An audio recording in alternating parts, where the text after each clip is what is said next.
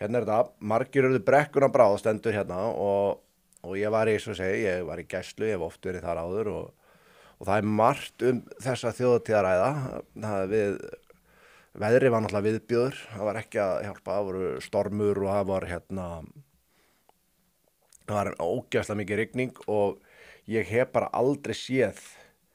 brekkuna, sko við getum fengið að sjá hérna mynd sem hann tekin, sko þetta er ekkert eðlilega mikill viðbjöður svæði, sko eftir þetta. Meira að segja hérna fyrir framan sem við erum að skoða, þá er þetta er bara eitt drullu svað, hinum megin við hvítu tjöldin þá var þetta bara leðjusvað og brekkan sjálf er ekki mjög girnilega eins og við sjáum hérna, sko. Þetta er bara, ég man ekki eftir að hafa síðan svona ógeðslega. Og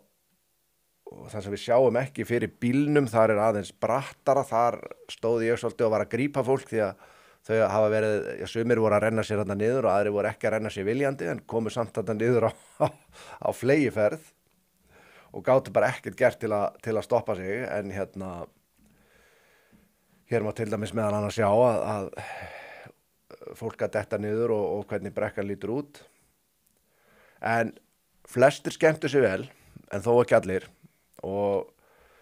þetta er ekki búið að fjalla um þetta í fjölmiðlum en þjóðhátíð endaði svo sannarlega með stæl, ef svo mætti segja, á miklum hópslagsmálum sem átti sér staðar rétt við hliðið sem voru þar og fyrir framan fullt af fólki. Og ég veit að auðvitað er líklega enginn að fara að hætta þessu þráttur að ég sé eitthvað að tjá mig hérna um þetta en maður verður bara að segja þegar maður er að sjá þessa stæla sem eru í mörgum vandan bara, þá verður maður bara að segja come on strákar, hvað er það að pæla að vera að mæta út í eyju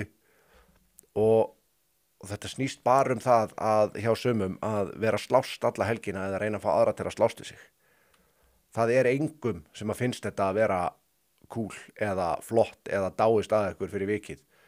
og það eina sem menn enda uppi með þarna er annarkvort að þá eru þeir eins og sumir lendi að vera skallaðir sjálfir eða kýldir sjálfir og sumir munu bera með það sem ég sá allavega, þá eru margir þarna sem munu bera ævilangt eftir þetta og þau munu aldrei hverfa og sumir munu fá dóma sem munu sitja á þeim í mörg ár bara fyrir það að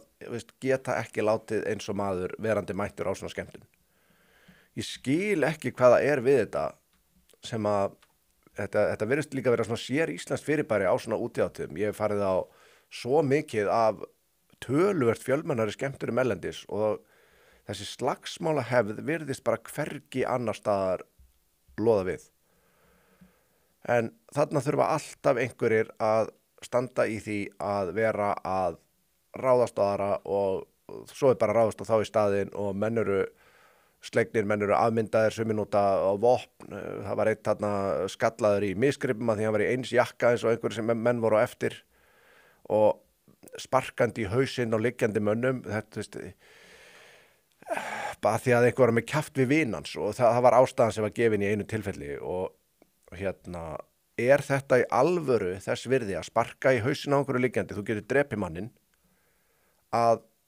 detta í 10 til 16 ára fangelsi fyrir út af einhverju svona mannalátum. Ég veit það ekki. Kannski er þetta rosalega bjartsýni í mér að fá menn til að reyna að hugsa eitthvað um það en ég get ekki annað heldur en allavega gert tilraunina til þess.